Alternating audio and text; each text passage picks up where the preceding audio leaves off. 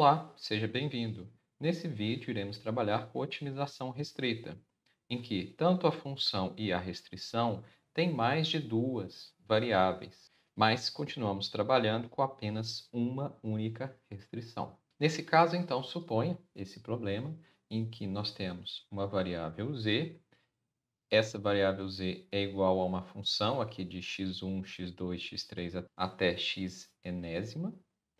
E essa função que queremos otimizar está sujeita, ou SA apenas, a uma restrição g que depende de x1, 2 até xn, sendo que essa função deve ser igual a c. Nesse caso, então, o primeiro passo para resolvermos a otimização, assim como quando trabalhamos com duas variáveis, devemos primeiro montar a função do multiplicador de Lagrange. Então, a função do multiplicador de Lagrange vai depender das minhas variáveis x e agora da minha variável lambda. Então, o que eu tenho é simplesmente a minha função objetivo, f, mais meu multiplicador de Lagrange, a constante c, menos a minha função g. Obtenho, assim, a minha função do multiplicador de Lagrange. Para encontrar o valor crítico, nós devemos, assim como anteriormente, derivar essa função do multiplicador de Lagrange em relação a todas as variáveis x1, x2 até xn e em relação a lambda e igualar essas derivadas a zero. Então, eu derivo a função do multiplicador de Lagrange em relação a x1, x2, xn e lambda e igualo tudo a zero. Igualando tudo a zero, você deve, então, resolver esse sistema. Resolvendo esse sistema, nós teremos um ponto crítico, ou mais, x1, x2, xn, asterisco, e também um lambda para esse ponto crítico. Esse ponto crítico que nós encontramos, pela condição de primeira ordem, tudo que nós sabemos é que esse ponto é um ponto crítico da função. Não sabemos se a função irá alcançar um máximo ou um mínimo nesse ponto crítico. Para determinar se a função irá alcançar um máximo ou um mínimo, devemos utilizar a condição de segunda ordem. O que muda da condição de segunda ordem quando eu tenho 3, 4, n variáveis? Nós agora vamos ter um determinante esse ano aumentado um pouco maior, porque nós temos que incluir nesse determinante esse ano todas as derivadas da variável.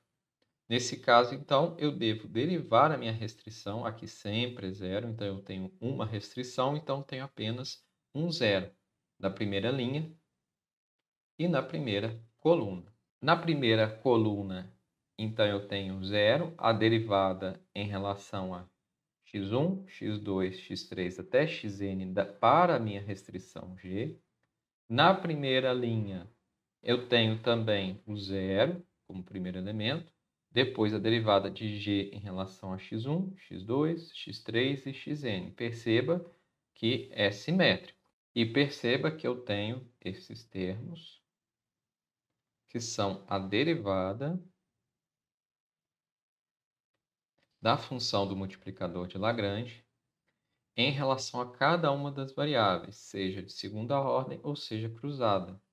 Então, nós temos a derivada da função do multiplicador de Lagrange, que foi derivada primeiramente em relação a x1 na primeira linha, e depois derivo em relação a x1, x2, x3, xn na enésima linha. E vou fazendo assim na segunda linha, então eu tenho a derivada primeira do multiplicador de Lagrange em relação a x2 e depois eu derivo essa função do multiplicador de Lagrange em relação a x1 nessa coluna, x2 na próxima, x3 na próxima. Você pode pensar como primeira coluna, analisando apenas esse conjunto de derivadas, ignorando as demais. E assim iremos montar o esse ano aumentado até derivarmos a função do multiplicador de Lagrange uma segunda vez em relação a x1, 2, 3, isso para a enésima derivada primeira. Feito isso, perceba que você vai ter um determinante de uma matriz n mais 1 por n mais 1. Nesse caso, então, nós devemos obter e calcular os menores principais líderes aumentados, também para esse ano, aumentado por essa primeira linha e essa primeira coluna, que são as minhas restrições. Nós devemos, então, obter o segundo menor principal líder aumentado, será formado pelo determinante hessiano, obtido pelos elementos acima de L22 e à esquerda. E assim obteremos, então, o segundo menor principal líder aumentado. Perceba que, nesse caso, o H2 barra não será de ordem 2, mas sim de ordem 3, porque ele é aumentado no número de restrições. No caso, uma. Então, o H2, na realidade, será o determinante 3 por 3. E devemos, então, obter o próximo determinante menor principal líder, que será o H3. O H3 você deve observar aqui, o L33, e obter tudo que está acima e à esquerda. E assim teremos o H3 barra, determinante hessiano, aumentado, de ordem 3. E aqui teremos o H2 barra. E assim vamos fazendo até chegar aqui na última variável derivada, ou seja, na derivada de segunda ordem do multiplicador de Lagrange em relação à última variável. Nesse caso aqui será o H barra N. Então aqui temos esquematizados os menores principais líderes aumentados. Temos o H2 barra. Então, como vemos, você deve incluir até a derivada de segunda ordem. O H3 barra, você deve incluir tudo que está acima e à esquerda da derivada de segunda ordem do multiplicador de Lagrange em relação à terceira variável. E assim sucessivamente até obtermos o Hn barra, e aí teremos incluído a derivada de segunda ordem do multiplicador de Lagrange em relação à última variável. Assim, devemos calcular o H2 barra, o H3 barra, o H4 barra, e assim sucessivamente até o Hn barra. Calculamos os valores desses determinantes. Com base nesses valores, nós podemos determinar se, no ponto crítico, então, a função alcançará um valor máximo ou um valor mínimo. No caso de um valor máximo, nós teremos que, começando com H2 maior do que zero, o sinal deve alternar. Então, o H2 barra é maior do que zero. O H3 barra é menor do que zero. O H4 barra, então, é maior do que zero. E assim sucessivamente até a enésima variável. Já quando eu tenho um mínimo, eu preciso que o H2 barra, H3 barra, H4 barra, até o último, sejam todos menores do que zero. E é importante destacar que o valor dos determinantes hessianos são avaliados no ponto crítico. Valores dos determinantes que fogem a essas condições, nós não estamos vendo nesse vídeo. Vamos praticar um exemplo. Vamos tomar esse exemplo em que nós temos a função que depende de três variáveis, x, y, z, que é igual a x ao quadrado, y ao quadrado mais z ao quadrado, sujeito a, S ponto A indica sujeito à restrição x mais y mais z igual a 12. Para encontrarmos, então, o ponto crítico dessa função, inicialmente, precisamos montar a nossa função do multiplicador de Lagrange, dada pela função objetivo, x ao quadrado, mais meu multiplicador de Lagrange vezes 12, que é minha constante, menos toda essa função, menos x, menos y, menos z. Caso algum fosse negativo, então eu teria aqui o sinal positivo para essa variável.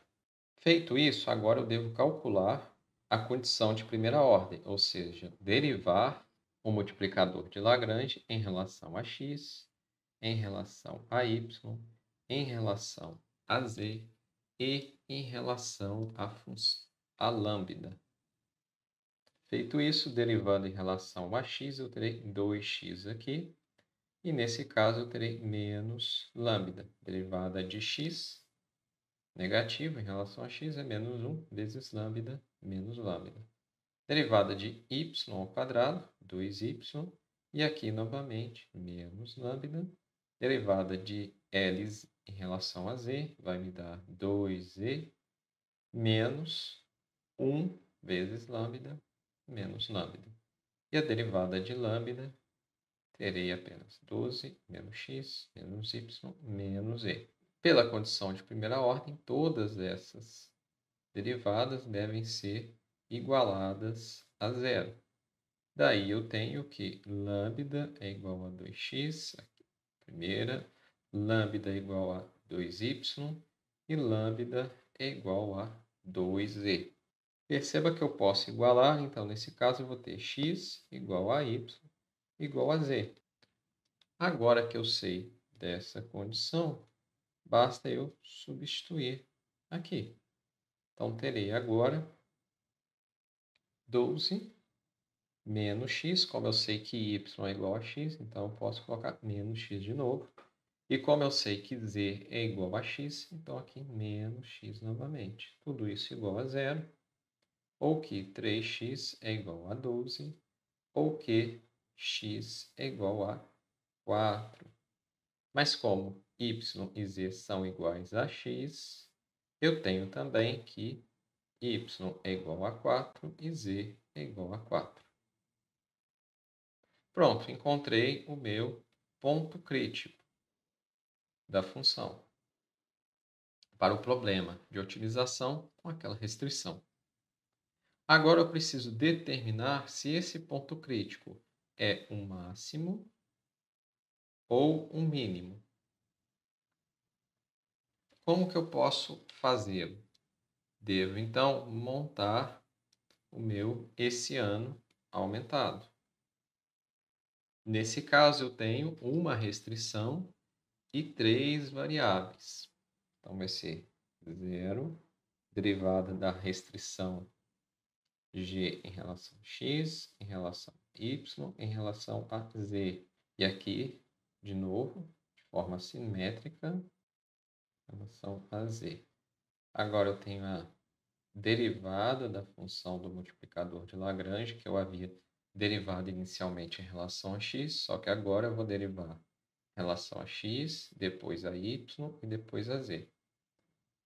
Aqui nessa linha do gy, eu vou ter a derivada, então, do multiplicador de Lagrange em relação a y, só que agora eu vou derivar em relação a x, a y e z novamente. E a última linha é a derivada da função do multiplicador de Lagrange em relação a z, que eu derivo em relação a x, y e z. E aí eu devo calcular o valor desse determinante. Observando aqui em cima, nós teremos que a derivada de Lx em relação a x é 2, mas não temos nem y nem z. Então, aqui vai ser 2, 0 e 0. A derivada da restrição em relação a x, y e z. A minha restrição é x mais y mais z. Então, derivando em relação a x dá 1, em relação a y dá 1, e em relação a z também terei igual a 1. Colocando o 0, está aqui, aqui também. E aí tudo derivado em relação a x, y e z, eu vou ter 1 e 1. Perceba que é simétrico. E agora eu vou tomar Ly e vou derivar em relação a x. Veja que não há x nessa expressão, então a derivada será zero. Tem o y, a derivada será 2, e não tem o z, a derivada vai ser zero. Então, derivada em relação a x, zero. Em relação agora a y, nós vimos que é 2. Em relação a z, vai ser zero também. E agora, derivando Lz. Lz nós vemos que tem apenas z também. Então, quando eu derivar em relação a x, eu terei zero. Em relação a y, terei zero. E em relação a z, terei 2. E agora eu preciso, então, calcular o valor deste determinante. Perceba que eu fui incluir a derivada de segunda ordem da função de multiplicador de Lagrange em relação à terceira variável. Então, aqui, a primeira variável, a segunda variável, até a terceira variável. Então, esse daqui será o meu H3 barra. E eu preciso encontrar ainda o H2 barra. O H2 barra eu devo olhar para a segunda variável, que no caso é y. Devo ir até a derivada segunda da função do multiplicador de Lagrange em relação à segunda variável, que é y. Tomar tudo que está acima e à esquerda. Então, terei que, olhando aqui, será essa porção. Será formada por 0, 1, 1, 1, 2, 0, que, calculando aqui, será igual a menos 4. E agora precisamos, então, calcular o H3 barra.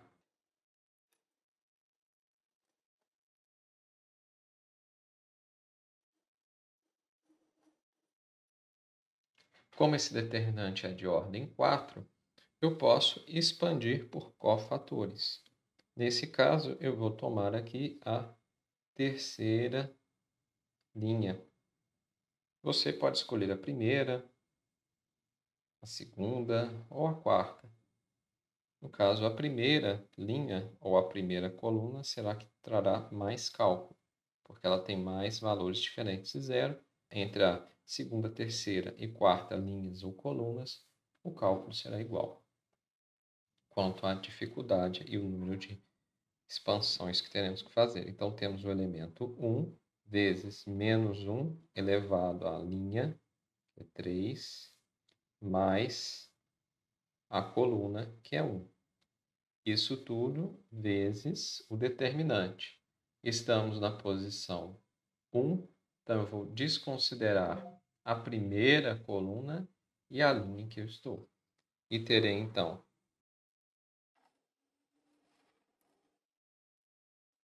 como nessa linha eu tenho outro elemento que é diferente de zero, no caso 2, então eu preciso também expandir aqui, mais o 2 vezes menos 1 está na terceira linha, terceira coluna. E agora eu desconsidero essa coluna e essa linha e repito os demais elementos.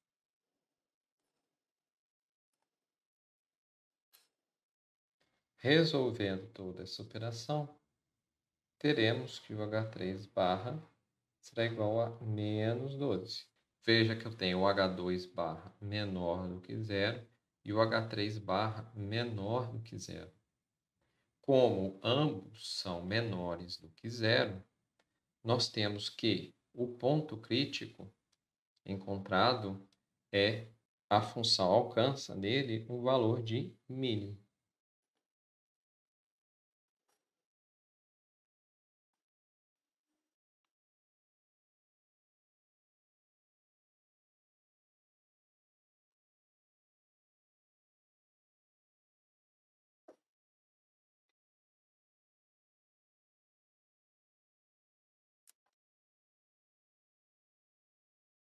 Assim como outros, como o H2 barra menor do que zero, o H3 barra é menor do que zero, a função irá alcançar um valor mínimo, quando x for igual a 4, y igual a 4 e z igual a 4, dada a nossa restrição, ou seja, esse é um valor mínimo para a função restrita, para o problema de otimização restrito. Pode ser que o mínimo da função irrestrito seja outro. Ficamos por aqui. Espero que você tenha gostado do vídeo. Se gostou, deixe seu like e até a próxima.